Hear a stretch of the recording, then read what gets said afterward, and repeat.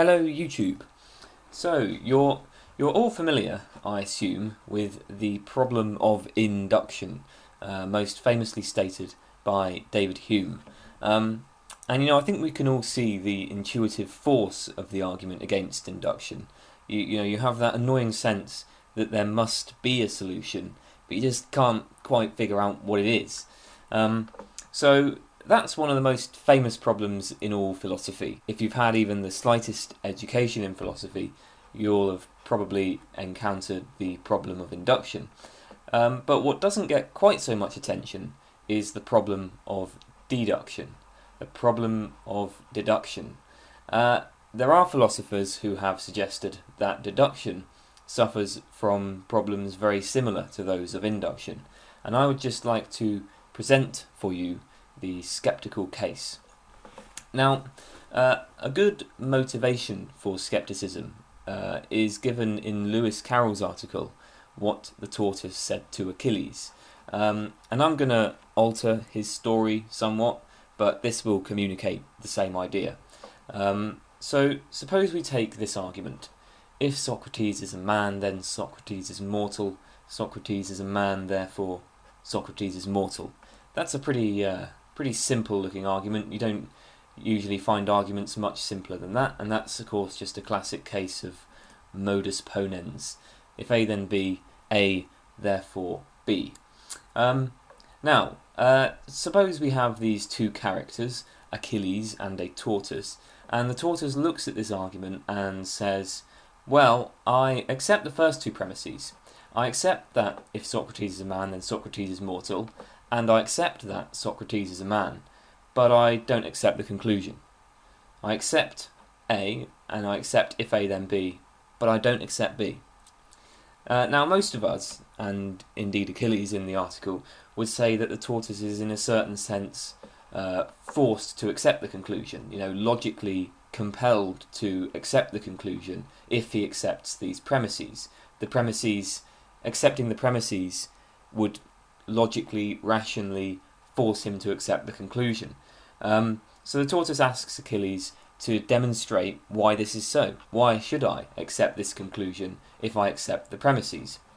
So what Achilles does is he says, well, there's a hidden premise here in this argument, and that hidden premise is if premise 1 and premise 2 are true, then the conclusion is true. And so has that really solved anything? Well, no. The tortoise says, okay, suppose I accept premise 1, premise 2 and premise 3, but I still don't accept the conclusion here. So I accept all of those, I'm still not accepting the conclusion. What do you do then? Well, there's another hidden premise, that if 1 and 2 and 3 are true, then the conclusion must be true. Again, doesn't accept the conclusion. And you can see that by pursuing this line, you would end up extending your argument indefinitely. The point is that if you're not accepting that these two premises lead to the conclusion in the original argument, then why would you accept that these three lead to it in this one? There doesn't seem to be any way of sort of forcing any greater connection between the conclusion and the premises than what is just in the original argument. So what looks like a sort of simple argument here ends up involving an infinite leap, because you just end up having to expand premise 3 and premise 4 and so on, and you end up having to just add indefinitely that all the previous premises imply the conclusion. So we can sort of put it formally like this. There's the original argument, there's the extended argument that if A and if A then B, and then there's the next argument. I'm not going to bother trying to write it any further than that, but you can see the problem. So if a skeptic of deduction asks you to convince them to accept what we all consider a valid argument, the immediate response might be to say, well, if you accept A and if A then B, then you should accept B. And I think Carroll's point is just that this kind of response is untenable. That you can't just add these hidden premises to the argument. It won't make any difference. But might there be other ways of forcing people, of compelling people to accept the conclusion? Well, there's a brilliant short article by Susan Hack called The Justification of Deduction, in which she refutes some common suggestions. So I want to have a look at her article and examine the suggestions she looks at and the refutations she offers. But I think before doing that, it would be a good idea to remind ourselves of just how the problem of induction works, because the parallels between the problem of deduction and the problem of induction are quite strong. So let's remind ourselves of the problem of induction. Well, here's a classic example of an inductive argument. All observed swans have been white, so the next swan we observe will be white. We might sort of put it in more formal terms like this. All observed F's are G's, the next observed F will be G. And of course, there are different ways of phrasing these kind of inductive arguments. You might say, most observed F's are G's, therefore most F's are G's. Something like that. I'm sure you've got the basic idea of the general form of inductive arguments. But the question is, how do we justify this argument? How can we say that this argument works? Well, we can't justify it deductively, because that would require the truth of the conclusion to follow from the truth of the premises. But clearly it's possible for the premises here to be true and the conclusion to be false. It's clearly possible that all the observed F's are G's, that all observed swans are white, and the next observed swan is not white. And indeed that of course is a fact, because they did discover black swans. So a deductive justification would be too strong. Well, we might be tempted to say, well look, induction has been successful in the past, so it will continue to work in the future. But this is plainly circular. It assumes the very thing we're trying to prove. That's saying, induction, every time we've used induction, it's worked, so we therefore assume that it will continue to work, but that's obviously an inductive argument itself. So just to be clear, let's make sure we know what's going on here in this argument. We're using the argument, induction has been reliable in the past, therefore induction will continue to be reliable in the future. And we're using this argument to support inferences of the form, all observed F's are G's, therefore the next observed F will be G, because this is a case of induction, and this is our argument to support induction. The problem with this is not just circularity. Although it is plainly circular, it's not just circularity, it's that exactly analogous arguments can be made for counter-induction. So let's say we take an inference of this form. All observed F's are G's, the next observed F will not be G. Well, that's counterintuitive, but it's just as well supported as induction is by the following argument. Induction has been reliable in the past, therefore induction will not continue to be reliable. Now, just note that yes, the first premise of each argument here is exactly the same. There's no typo. The first premise is exactly the same, but the problem is that in each argument the premise supports the conclusion just as well.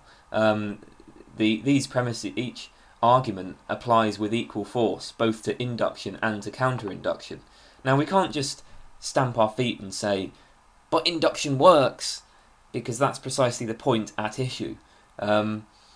So it seems that we're sort of stuck. A deductive justification is too strong, and an inductive justification is objectionably circular, and it applies just as well to counter-induction.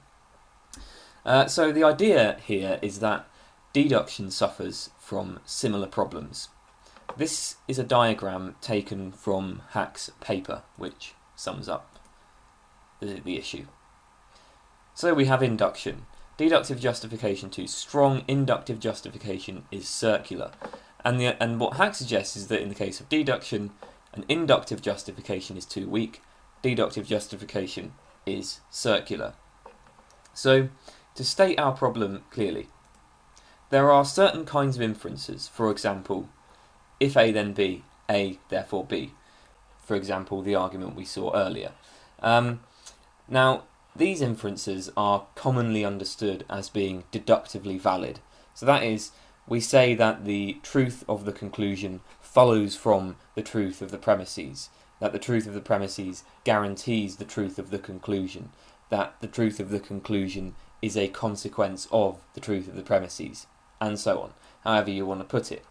But now we encounter a skeptic who refuses to accept that the truth of the conclusion does indeed follow from the truth of the premises. And our task, or just our question, is whether or not we can provide a convincing argument against this skeptic. So we need to show that the application of modus ponens preserves truth. Can a convincing argument of that kind be given? Well, how might we do this? Well, we might try to justify it inductively, but that would only show that true premises usually lead to a true conclusion, or that true premises will very probably lead to a true conclusion. It's too weak, and very few philosophers have bothered trying to pursue that line. When a justification of deduction is offered, it's usually deductive itself. In her article, Hack examines 5 attempted justifications of deduction. So I want to take a look at those 5 attempts and see what her responses to them are. Right then, the first attempt she examines is the argument from the truth tables. Now, here are the standard truth tables for the conditional connective, and it seems that from these truth tables, modus ponens is pretty easy to justify. Okay, so here's how the argument might go. Assume if A then B is true and A is true. Assume they're true. By the truth tables for the conditional connective, if A then B is true and A is true, then B is true. And that's pretty easily verified. Therefore, B is true. Now, this argument is quite clearly circular in that it's based on the very form of reasoning it's designed to prove. The form of the argument is from A and if A then B, therefore B. Now, as with induction, the circularity in itself isn't the fundamental problem. Hack contrasts modus ponens with another argument, modus morons. So here are the truth tables again, and modus morons is the argument that B and if A then B, therefore A, which you might know is the fallacy of affirming the consequent. So we've got our truth tables, and there's modus morons. And the problem is that this can be justified by appealing to the truth tables, just as modus ponens can be justified. We can give pretty much the same justification for this argument. So here it is. Let's assume that if A then B is true and B is true, then if A then B is true, B is true. By the truth tables for the conditional, if A is true, then if A then B is true, B is true. Therefore, A is true. And again, this exhibits the very form of argument that it's designed to justify. So B, if A then B, therefore A. And the point, of course, is this looks like a pretty bad argument, and indeed it is a bad argument, but it can't be a bad argument for the justification of modus morons if the justification of modus ponens that we saw in the last slide wasn't a bad argument. They're both on equal ground at this point. They're both circular, they both exhibit the same form that they're designed to justify. So how can we criticise modus morons for that if we don't criticise the previous argument for that? And again, obviously, we can't simply stamp our feet and insist that, oh well, this argument uses an invalid rule of inference, whereas the previous one uses a valid rule of inference, because that's precisely the point at issue. So the problem is that truth tables seem to underdetermine the inference rules. You can use the same truth table to justify both modus ponens and modus morons, just as long as you're allowing circular arguments, which is how it's usually stated. So that's the first attempt. Hack uses modus morons to refute some other attempts at justification. So let's take a look at the second. So the second attempt is the superfluous premises argument, and this idea appears in an article by Thompson called "What Achilles Should Have Said to the Tortoise." Recall that in Carroll's article, the tortoise refuses to accept the conclusion B from the premises A and if A then B. And the response by Achilles is to add a new premise, namely that if both 1 and 2 are true, then the conclusion is true. Now that, as we saw, can just go on forever. If the tortoise refuses to accept the connection in the first argument, well, there's no way, following this line of reasoning at least, to force him to ever accept it. Now, Thompson's idea is that Achilles should never have granted this first extra premise. The idea is that let's take an argument and strengthen it by adding the premise that its other premises imply the conclusion.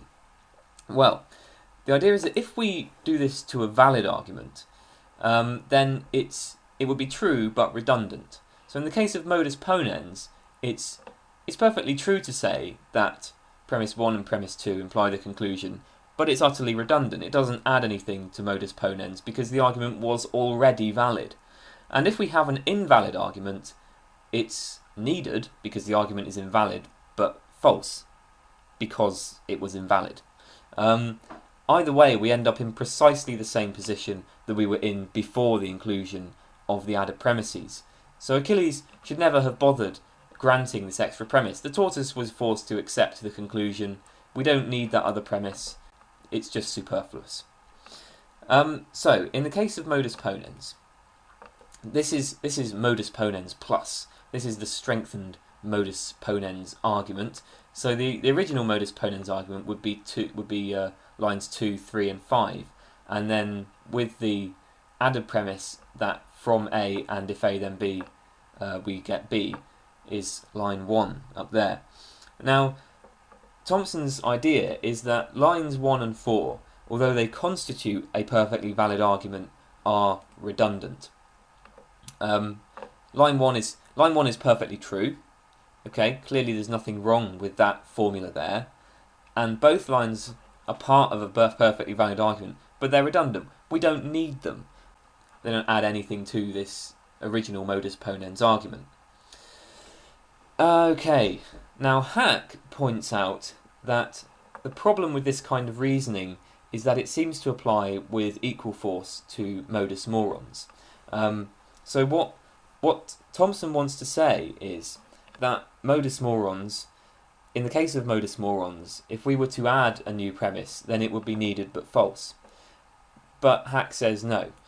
Let's suppose we accept modus morons, and now consider this argument.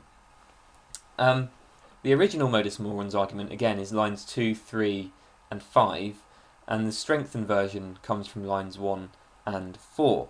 And now note that this argument itself uses modus morons, just as this previous argument uses modus ponens, and we can point out down here, if we accept modus morons, that lines 1 and 4 are perfectly true, perfectly valid, but redundant. Now, of course, traditionally we wouldn't call this a valid argument because you're not supposed to be able to derive A from if A then B. But again, the point is that if we accept modus morons, then this argument is perfectly valid. Just as if we accept modus ponens, this argument up here is perfectly valid. If we don't accept modus morons, this is clearly an invalid argument. Just as clearly, if we don't accept modus ponens, this is an invalid argument. So the problem then is that Thompson's point seems to apply with equal force to modus morons. Somebody who doubts the validity of modus ponens is no more compelled to accept these lines as valid but redundant than those of us who doubt modus morons are compelled to accept these lines as valid but redundant. The problem with Thompson's claim is made quite clear if we consider this premise, that if B and if A then B, therefore A. Now, this would, according to Thompson, be a needed but false addition to a modus morons argument. This would be the kind of premise that is needed but false. The problem is that its falsity is clear only if we already reject modus morons. So if you look at modus ponens and modus morons, then you can really see that these these sorts of premises really just restate the rules. So look at this. Modus ponens is from A and if A then B, infer B. And we've just formalised that as A and if A then B. I should have had a bracket there. Obviously that was a bit of a mistake, but never mind, typo. Modus morons is from B and if A then B, infer A, which would be formalised in this manner. So it's pretty obvious that in either case, if you accept the inference rule, you would regard the formula as true. If you reject the inference rule, then you surely regard the formula as false. And so Thompson's strategy assumes what is to be shown, namely that modus ponens is valid, while inferences like modus morons are invalid. For a skeptic of deduction who rejects modus ponens, there's no reason to claim that this premise is true but redundant, just as there is no reason for us to say that this is true but redundant. We're not really in any better position here than we were before. Okay, so the next argument is the argument from the meaning of the connectives. And the basic idea of this argument is that what justifies modus ponens but not modus morons is simply the meaning of the conditional connective.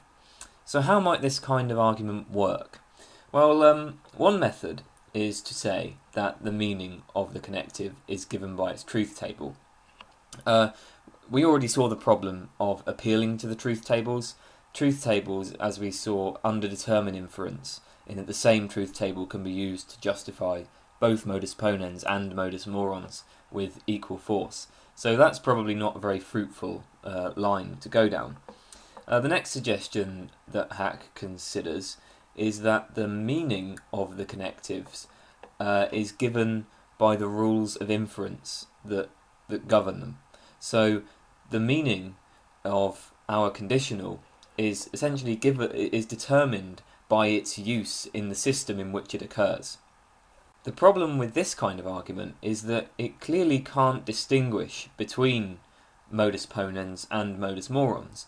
All we would be able to say is that our conditional connective has somewhat different meanings under each inference rule, but we hardly have grounds for saying that one should be considered valid and the other invalid. That's the basic problem there. So the third suggestion is that perhaps the meaning is given by the English interpretation of the connectives. And we interpret the conditional as meaning something like, if such and such, then such and such. So is that what sanctions modus ponens? Well, the problem with this argument is that we simply have to rephrase the problem. So, for example, modus ponens, we would say the rule is from A and if A then B, infer B. And then modus morons, we can say that our rule is from B and if A then B, infer A. We haven't solved the problem, we've just shifted it to a slightly different language.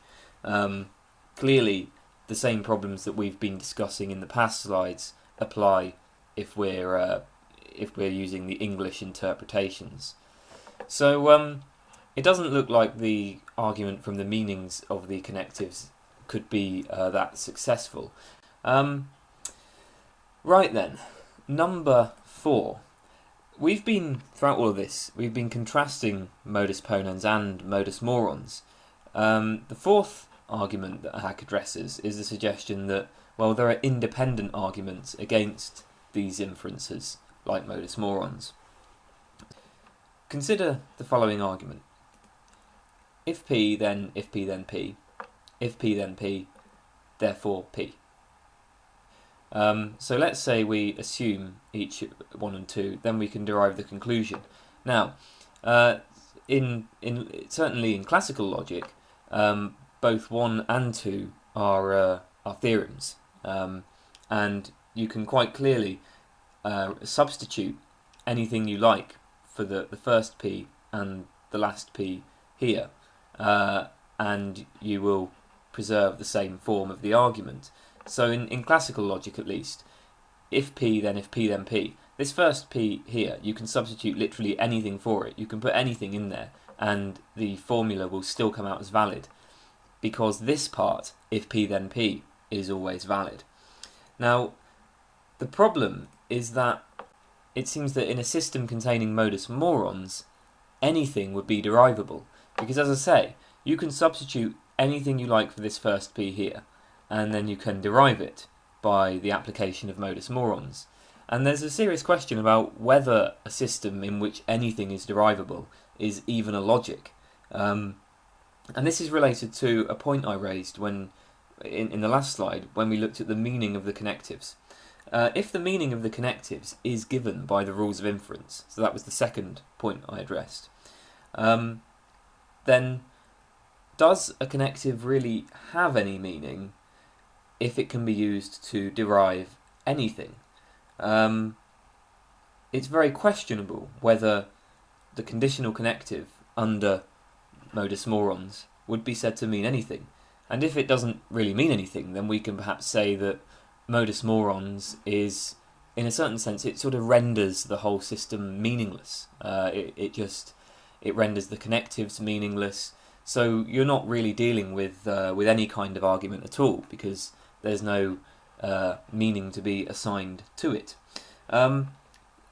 Hack points out that there's a problem with this kind of argument, in that it perhaps makes unjustified assumptions about what a logical system containing modus morons would be like. If you take, for example, Kleen's three-valued logic, there are no logical truths. Not even if P then P. There are just no logical truths in Kleen's three-valued logic. And so arguments of this kind would perhaps be blocked. You wouldn't be able to derive anything from the valid formulas of Kleen's three-valued logic, because there are no valid formulas. So perhaps then it's wrong to say, in that case, that anything is derivable. Personally, I would say that Hack's argument is kind of weak here. The only logical systems in which modus morons doesn't lead to everything being a logical truth are those in which there are no logical truths, period. And the problem, I think, for general reasoning remains in that once we've asserted something to be true, we can derive anything from it. So it may well be the case that in Kleen's three-valued logic, arguments like this are blocked, just by virtue of the fact that there are no valid formulas. But let's say if we assert that if P then P is true, and it seems like that's something that we would want to say, but just take any statement that you would say is true. Frank Zappa was a musician. Okay, having asserted that Frank Zappa was a musician, we can use modus morons to derive absolutely anything. So it seems to me that if we use the right logic, we might perhaps solve the logical problem, but I'm not really sure Hack's point here addresses the more general problem for reasoning as a whole. Just a worry that I would air, which Hack doesn't mention, is that, again, this argument seems to assume what is to be shown, namely that deduction is justified. After all, if deduction isn't justified, what's wrong with being able to derive anything? But I think that her point on this, and in this case, is less conclusive than her refutations of the others. I think that this is perhaps a reasonable avenue to look for a justification of modus ponens against something like modus morons. Okay, let's look at the fifth attempt at justification. So the fifth claim is that the form of an argument is justified by its instances. Okay, so what's the idea here? Well, we generally think that arguments such as if Socrates is a man, then Socrates is mortal, Socrates is a man, therefore Socrates is mortal. We generally think that arguments like this are valid in virtue of the fact that they have a valid form. And the valid form is namely, if A then B, A therefore B. So we have this argument and we say, what makes this argument valid? It is the fact that its form is valid. Well, the claim in question suggests turning this intuitive idea, this common sense idea, on its head. The claim here is that the form is justified by the fact that its instances are valid. So what justifies modus ponens is the fact that all of its instances are valid arguments. So just to be clear then, this suggests that form is perhaps less important than we think. We have a bunch of arguments that are valid, and then we read the form off of those arguments. So you can see that this is a sort of inversion of the common idea. And then the question, of course, of what justifies modus ponens, well, it's simply that each of the instances of modus ponens is valid. There are a number of problems with this approach that Hack raises. Firstly, there is the question of what justifies the instances. This is a pretty obvious question, and without an answer to this, deduction remains unjustified. And this problem is especially serious given how often people disagree about whether a particular argument is valid. In fact, I would say that attempting to give a justification of the instances would seem to me to be even more problematic than giving a justification of the general form. So the second problem is what Hack calls the implicit generality of the notion of validity. There's more to validity than just the truth of premises and conclusion. The idea of validity is that an argument is valid only if no other arguments of the same form have true premises and a false conclusion. So suppose we say that an argument is valid because other arguments of the same form are valid. Well, then how can we say that a particular argument form is justified by the validity of its instances? Third problem is that since each form has infinitely many instances, if form is to be justified by appeal to the inferences, justification would have to be inductive. But induction is too weak for a justification of deduction. A problem that Hack doesn't mention with this, but which seems to me to be quite serious, is that, as with many of these other justifications, this argument seems to apply with equal force to modus morons. Somebody who accepts modus morons can just as well say that the form of modus morons is justified in virtue of the fact that its instances are valid. Just as we can say that what justifies modus ponens is that its instances are valid, somebody who accepts modus morons can say, well, what justifies this is that its instances are valid. How do we disallow this move? Surely that applies to modus morons as much as it applies to modus ponens. Okay, so those are the 5 attempted justifications that Hack examines. There are other justifications, but I'm sure you can see the basic nature of the problem. It seems to me that the most hopeful line of argument would be something like the 4th justification, where we try to find independent arguments against inferences like modus morons. If we could find a way to argue that inferences like modus morons are simply meaningless, well, it perhaps wouldn't justify induction, but you'd at least be able to block the analogies that Hack was drawing between modus ponens and modus morons.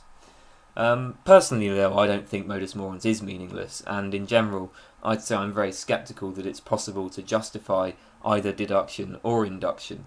I tend to feel that induction and deduction are such fundamental elements of reasoning that no justification can ever really be offered, at least to somebody who doubts them. Anyway, that's all for now. Thanks for watching. Goodbye!